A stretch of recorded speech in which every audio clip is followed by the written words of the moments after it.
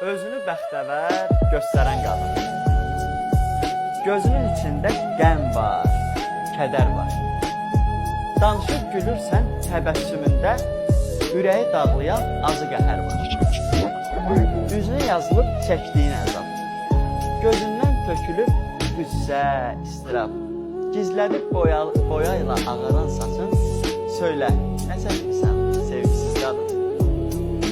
Dözüb min əzaba övlad xəttinə, çata bilməmsən xoş niyyətinə, çoxdan itirmisən xoş günün dadın, özü öz dərdini ovdan qadın. Özünü istəmir güldürsün yada, nə uda bilirsən, nə də ki ata.